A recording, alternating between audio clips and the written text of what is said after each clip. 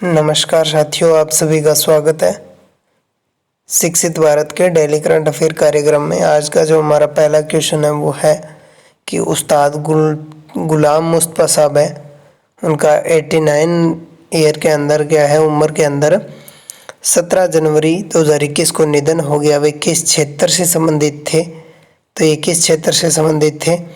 इसका सही आंसर होगा संगीत। ये भारतीय शास्त्रीय संगीत से संबंधित थे। ये है उस्ताद गुलाम मुस्तफ़ा। इनके निधन पर प्रधानमंत्री श्री नरेंद्र मोदी ने शोक व्यक्त किया है। और इनके बारे में अगर हम देखें तो ये भारतीय शास्त्रीय संगीत के रामपुर सहसवान घराने से ताल्लुक़ रखते थे और भारत सरकार ने उन्हें 1991 में पद्मश्री और 2006 में पद्म भूषण और वर्ष 2018 के अंदर उन्हें पद्म विभूषण अवार्ड से सम्मानित किया था। ये संगीतकार सोनू निगम के गुरु थे। और मुस्तफ़ा खान का जन्म है वो 3 मार्च 1931 को उत्तर प्रदेश के बदायूं में हुआ था। बदायूं अभी हाल ही में किसी घटना को लेकर चर्चित हुआ था, तो उस चर्चा को आप कमेंट करके ज़रूर बताएं किस घटना को लेकर के उत्तर प्रदेश का बदायूं जिला है वो चर्चा में रहा था। और उस्ताद गुलाम मुस्तफ़ा है, उनके शिष्यों में सोनू निगम के अलावा और भी बहुत से प्रसिद्ध संगीतज्ञ रहे हैं, जिसमें हरिहरन है, शान है, आशा भोसले है, गीता दत्त है, मन्ना डे है, AR रहमान है, लता मंगेशकर भी शामिल हैं। इसके बाद अगर हम देखें तो हमारा अगला क्वेश्चन है कि हाल ही में जो G7 सम्मेलन है वो चर्चा में क्यों रहा है। तो उसके ऊपर हमारा अगला क्वेश्चन है कि वर्ष 2021 में जो G7 सम्मेलन है उसका आयोजन है वो कहाँ किया जाएगा। तो इसका सही आंसर क्या होगा? इसका सही आंसर होगा ब्रिटेन में इसका आयोजन किया जाएगा। और अब हम बात करते हैं कि यह क्यों चर्चा में रहा है। तो यह है G7 सम्मेलन है वो 2021 में ब्रिटेन के अंदर है, वो 11 से 13 जून के मध्य आयोजित किया जाएगा। चर्चा में इसलिए रहा है कि ब्रिटिश प्रधानमंत्री बोरिस जॉनसन ने इस सम्मेलन में भाग लेने हेतु भारतीय प्रधानमंत्री श्री नरेंद्र जी मोदी को आमंत्रित किया है। और अगर हम बात करें G7 की तो इसके जो सदस्य है वो कौन कौन है, तो यूनाइटेड किंगडम है इसका सदस्य, यूनाइटेड स्टेट है, जापान है, फ्रांस है, जर्मनी है, इटली है, कनाडा है। और इसकी स्थापना है वो 1975 के अंदर की गई थी। इसके बाद हमारा अगला क्वेश्चन है। इससे पहले एक बात और बता दूं कि इसमें कुछ समय के लिए रसिया भी इसके अंदर जुड़ा था, रूस भी इसके अंदर जुड़ा था, लेकिन उसने फिर वो क्रीमिया विवाद की वजह से, विवादों में आने के कारण वह इससे हटा दिया गया। तो जब इसमें रूस जुड़ा था तो इसका नाम G8 हो गया था, लेकिन फिर वापस इसका नाम G7 हो गया। इसके बाद हमारा अगला क्वेश्चन है कि हाल ही में पाकिस्तान से उसके सिंध प्रांत ने किस मांग को लेकर के विरोध प्रदर्शन किया है। तो इसका सही आंसर होगा इसका जो सही आंसर होगा वो होगा कि पाकिस्तान से आज़ादी के लिए वो पाकिस्तान से हैं, अपनी खुद की स्वतंत्रता चाहते हैं, इसलिए यह विरोध प्रदर्शन किया गया था बड़ी रैलियों के द्वारा। तो इसके बारे में अगर हम बात करें तो पाकिस्तान के कुल प्रांत कितने हैं, तो उसमें बात हम करें तो पाकिस्तान के कुल 4 प्रांत है, जिसमें सिंध है, बलूचिस्तान है, पंजाब है और खैबर पख्तूनख्वा प्रांत है। सिंध की आबादी है वो 5 करोड़ है, जो पाकिस्तान की कुल आबादी का 15% है। और सिंध की राजधानी है वो कराची है। सिंध की जो सिंध है प्रांत, उसकी राजधानी है वो क्या है, कराची है। कराची एक पाकिस्तान का प्रमुख बंदरगाह है भी है। और अगर हम बात करें पाकिस्तान की राजधानी की तो पाकिस्तान की राजधानी वो इस्लामाबाद है। यह पाकिस्तान का सबसे ज़्यादा आबादी, लगभग 1.5 करोड़ आबादी वाला शहर है कराची की। अगर हम बात करें तो कराची और सिंध प्रांत है वो सिंधियों का मूल स्थान है। जो हमारे यहाँ भारत में भी सिंधी जाति पाई जाती है, उनका भी मूल स्थान कौन सा है, सिंध प्रांत ही है पाकिस्तान का। पंजाब और सिंध पाकिस्तान के सबसे धनी प्रांत है। 2019 में देश की GDP यानी पाकिस्तान की GDP में 57% हिस्सेदारी पंजाब प्रांत की थी और 27.5% हिस्सेदारी है वो सिंध प्रांत की थी। पाकिस्तान के इंडस्ट्रियल सेक्टर का ज़्यादातर हिस्सा है वो सिंध में ही है। यहाँ देश के 2 व्यापारिक बंदरगाह हैं। तो सिंध प्रांत के अंदर देश के 2 व्यापारिक बंदरगाह हैं, पोर्ट बिन कासिम और कराची पोर्ट। इसके बाद अगर हम देखें तो सिंध के पश्चिम में है वो बलूचिस्तान है, उत्तर में इसके पंजाब प्रांत है और दक्षिण में इसके अरब सागर है और पूर्व में इसके भारत का गुजरात और राजस्थान 2 राज्य लगे हुए हैं। तो इसके बाद अगर हम देखें यहाँ जीए सिंध कौमी महाज की स्थापना है वो 1972 में की गई थी। इसका मकसद सिंध को पाकिस्तान से अलग करना है और नए देश सिंधु देश की स्थापना करना है। सिंध शब्द सिंधु से बना है जिसका अर्थ है समुद्र, और सिंध के निवासियों को सेंधवा भी कहा जाता है, इसलिए यहाँ की जो चट्टानें हैं उनमें पाए जाने वाले नमक को सेंधा नमक या सेंधव नमक कहा जाता है। और अगर यहाँ के बात करें प्राचीन सभ्यता की तो लगभग 4200 साल पहले यानी कि ईसा पूर्व 2250 से 1750 ईस्वी पूर्व तक यहाँ सिंधु घाटी सभ्यता का विकास हुआ था और यह विश्व की 4 प्राचीनतम ताम्रकांस्यकालीन सभ्यताओं में से एक है। इसके बाद हमारा जो अगला टॉपिक है वो यह है कि पाकिस्तान है, उसके अंदर उनके प्रांत कहाँ कहाँ है। तो ये है पाकिस्तान। इसके बाद थोड़ा सा इसको जूम आउट करके देख लेते हैं। ये है पाकिस्तान, और अगर हम बात करें पाकिस्तान की तो ये है बलूचिस्तान इसका प्रांत, और ये है इसका सिंध प्रांत, और ये है इसका पंजाब प्रांत, और ये यहाँ पर हिंदुकुश पर्वतमाला आ गई, और यहाँ पर ये जम्मू कश्मीर राज्य का जो भारत का राज्य है उसका उत्तरी हिस्सा है जिसे पीओके कहते हैं, और जिस पर पाकिस्तान ने इलीगली क्या है कब्जा कर रखा है। और ये इस्लामाबाद आ गई यहाँ की राजधानी, और ये पेशावर है जो एक बार स्कूल के अंदर बम विस्फोटों को लेकर के चर्चा में रहा था। और इसके बाद अगर हम देखें तो ये यहाँ पर पड़ता है लाहौर, और ये राजस्थान आ गया, भारत का एक राज्य है राजस्थान वो आ गया इधर। ये कैपिटल है भारत की दिल्ली, और यहाँ पर पाकिस्तान का एक महत्वपूर्ण पोर्ट पड़ता है गवादर पोर्ट, जिसे चाइना के साथ इसको क्या है सहयोग से विकसित किया गया है, और यहाँ पर पड़ता है इसका हैदराबाद। और अगर हम बात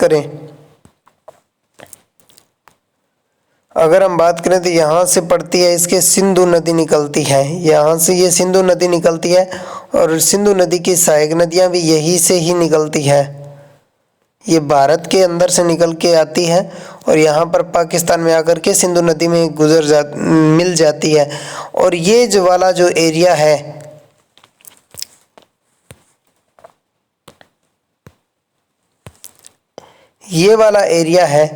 यहाँ पर 5 नदियों का संगम होता है, जिस वजह से इस क्षेत्र को पंजाब कहते हैं। और जो पंजाब शब्द है वो संस्कृत के पंच प्लस आप शब्द से मिला है, जिसका अर्थ है 5 नदियों का समूह है।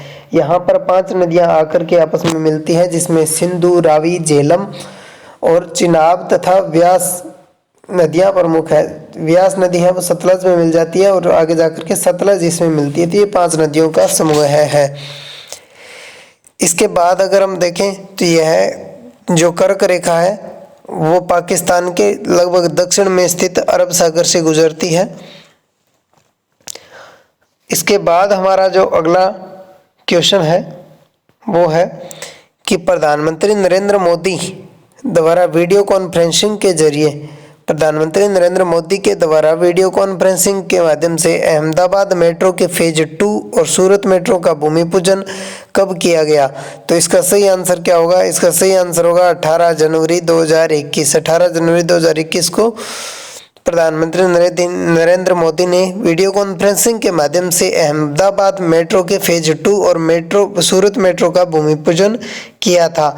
इसके बारे में हम देखते हैं कि सूरत मेट्रो रेल प्रोजेक्ट है, उसके बारे में यह प्रोजेक्ट है वो 40.35 किलोमीटर लंबा है। इसमें दो कॉरिडोर बनाए जाएंगे, जिसमें पहला कॉरिडोर है वो 21.61 किलोमीटर लंबा है और यह सरथाना से लेकर के ड्रीम सिटी तक जाएगा।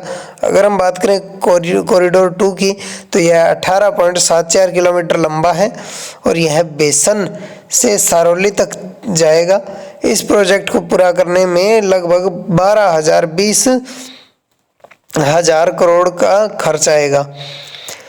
इसके बाद Ahmedabad metro rail project phase 2 है, उसके बारे में बात करें तो यह 28.25 किलोमीटर लंबाई वाला प्रोजेक्ट है और इसमें भी 2 कॉरिडोर बनेंगे, जिसमें पहले कॉरिडोर है उसकी जो लंबाई है वो 22.8 किलोमीटर लंबी है। यह मोटेरा स्टेडियम से महात्मा मंदिर तक जाएगा। अगर हम बात करें मोटेरा स्टेडियम की, तो मोटेरा जो स्टेडियम है गुजरात का, मोटेरा जो स्टेडियम है गुजरात का, यह विश्व का सबसे अधिक दर्शकों की क्षमता वाला खेल स्टेडियम माना जाता है। इसके बाद अगर हम बात करें कॉरिडोर 2 की, तो यह 5.4 किलोमीटर लंबा है और यह GNLU से गिफ्ट सिटी तक जाएगा और इस परियोजना को पूरा होने में 5,384 करोड़ रुपए का खर्च आएगा। इसके बाद हम देखते हैं कुछ स्टैटिक जीके के बारे में मेट्रो से जुड़े हुए। तो भारत में मेट्रो की शुरुआत है वो 1984 से मानी जाती है। पहली बार मेट्रो पश्चिम बंगाल की राजधानी कोलकाता में चलाई गई थी। और इसके बाद हम देखें कि देश में पहली मेट्रो रेल दमदम से टोलीगंज के बीच में चली थी।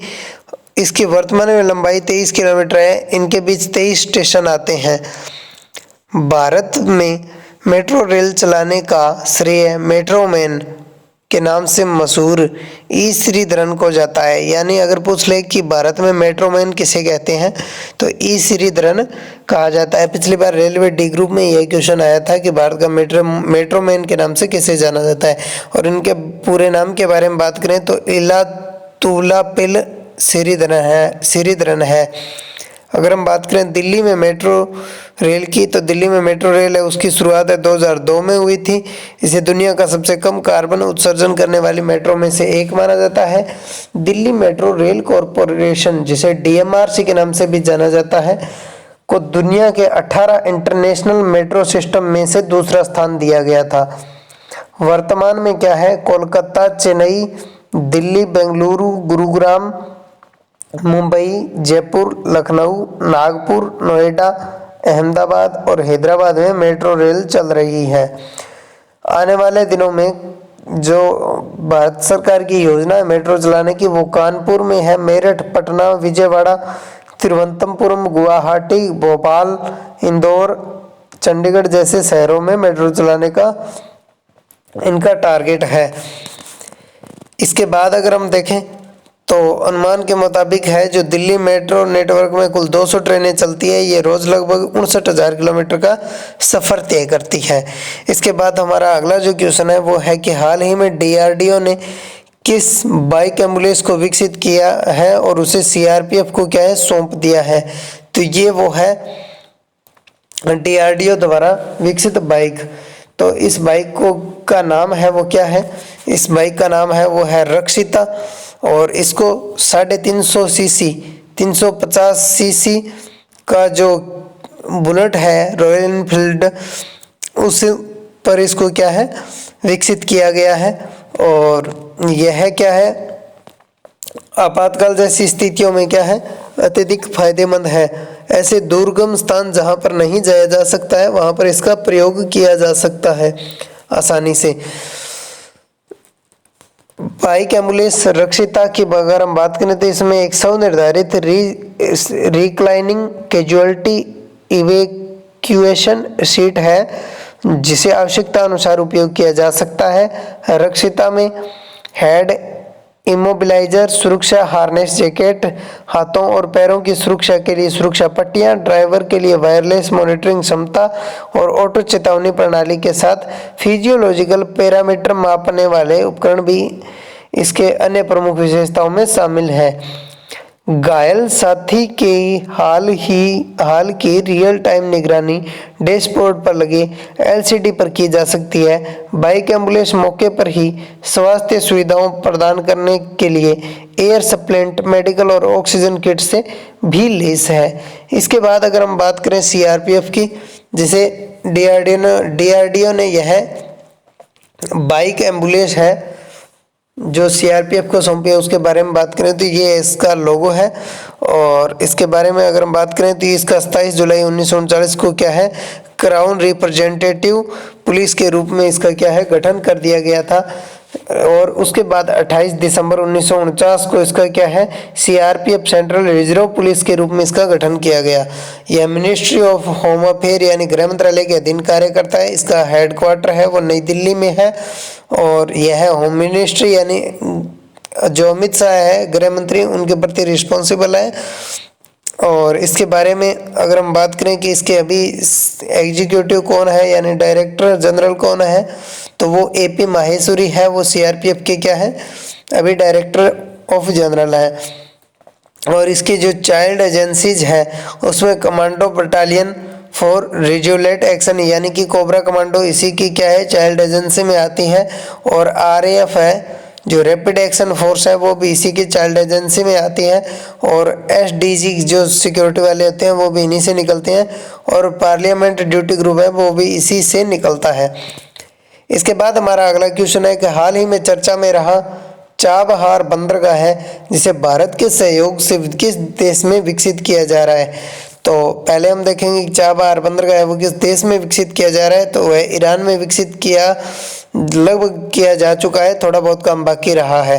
अभी हाल ही में चर्चा में रहा है उसकी भी हम बात करेंगे। पहले हम देख लेते हैं कि श्रीलंका का प्रमुख बंदरगाह है कौन सा है, तो इसका बंदरगाह है हम्बन टोटा, जिसे क्या है चाइना ने 99 वर्ष के लिए श्रीलंका से लीज में ले लिया है। और इसके बाद अगर हम बात करें इसकी, तो यहाँ पर कुछ प्रमुख बंदरगाहों में यहाँ पर कराची पोर्ट भी है।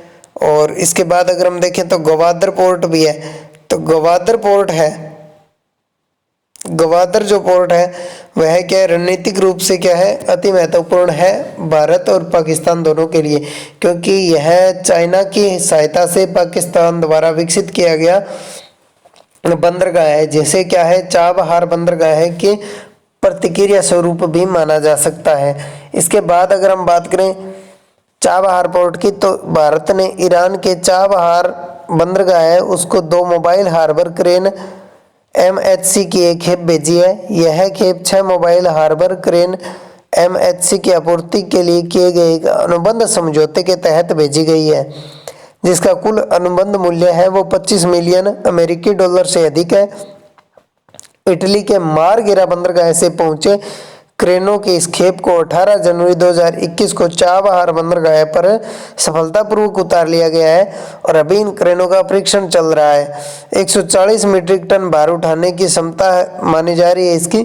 और ये हार्बर क्रेन है वो बहुउद्देशीय उपकरण और सामान भारत के पोर्ट्स ग्लोबल लिमिटेड को चाबहार के शहीद बहेशिती बंदरगाह में कंटेनर, बल्क और जनरल कार्गो के निर्बाध सेवाएं प्रदान करने में सक्षम बनाएंगे।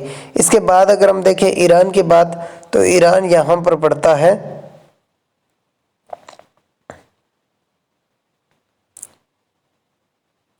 और यहाँ पर पड़ता है इसके चाबहार बंदरगाह है। इधर इसकी सीमा लगती है पाकिस्तान से, इधर इसकी अफगानिस्तान से लगती है, ऊपर इसके तुर्कमेनिस्तान आ जाता है, यहाँ पर कैस्पियन सागर आ जाता है जहाँ से इसकी यहाँ पर बॉर्डर लगती है। और यहाँ पर इधर अजरबैजान आ जाता है और इधर इराक आ जाता है। यहाँ पर पर्शियन की खाड़ी आ जाती है और यहाँ पर ओमान की खाड़ी आ जाती है। यहाँ पर ओमान है और यहाँ पर संयुक्त अरब अमीरात है और यहाँ पर सऊदी अरब है जिसकी राजधानी रियाद है। इराक की राजधानी है वो बगदाद है। और यहाँ पर अगर हम बात करें अफगानिस्तान की राजधानी की, तो इसकी राजधानी काबुल है। पाकिस्तान की राजधानी इस्लामाबाद है। और यहाँ पर संयुक्त अरब अमीरात है, इसकी राजधानी दुबई है। अब हम बात करते हैं ईरान की। तो ईरान है उसके जो राष्ट्रपति है अभी वो क्या है, हसन रूहानी है। और इसके बाद अगर हम बात करते हैं चाबहार पोर्ट की, तो ये यहाँ पर पड़ता है चाबहार पोर्ट। तो जो चाबहार पोर्ट है वो मुंबई पोर्ट से यहाँ से इसको सीधा जोड़ दिया गया है। इस पोर्ट के द्वारा इसका भारत की सहायता से ईरान के अंदर क्या है विकास किया गया है, जिससे क्या है मध्य एशियाई देशों तक भारत की पहुंच है वो निर्बाध रूप से सुनिश्चित हो गई है। यहाँ काबुल तक क्या है इसकी भारतीय सामान की जो पहुंच है वो सुनिश्चित कर दी गई है इसके द्वारा। और यहाँ पर इसके प्रतिक्रिया स्वरूप चाइना की सहायता से पाकिस्तान ने भी ग्वादर पोर्ट का विकास किया है। सब इस पोर्ट को विकसित करने से भारत को ये फायदा हुआ है कि पहले पाकिस्तान है वो क्या है, भारत के सामान को जब संघर्ष जैसी स्थिति बनी होती है, तनाव होता था दोनों देशों में, तो क्या है भारतीय सामान के पाकिस्तान से होकर के मध्य एशिया की तरफ जाता था, तो उसमें रिस्क रहती थी कि सामान है वो सही तरीके से पहुंचेगा या नहीं पहुंचेगा। तो अब इस समस्या से निजात मिल गया है और भारत इस चाबहार पोर्ट के द्वारा मध्य एशिया तक अपनी पहुंच है वो सुनिश्चित बना सकता है। इसके बाद अगर हम देखें तो जो ग्वादर पोर्ट बनाया गया है, इन दोनों के बीच की जो दूरी है ग्वादर और चाबहार पोर्ट के, वो लगभग 72 किलोमीटर की है। तो धन्यवाद दोस्तों, नियमित करंट अफेयर के अपडेट पाने के लिए जुड़े रहें हमारे यूट्यूब चैनल से। और अगर आपने अभी तक सब्सक्राइब नहीं किया है तो चैनल को सब्सक्राइब ज़रूर करें और बेल आइकन को प्रेस करें ताकि हमारे द्वारा अपलोड किए जाने वाली वीडियो की सबसे पहले आपको जानकारी प्राप्त हो।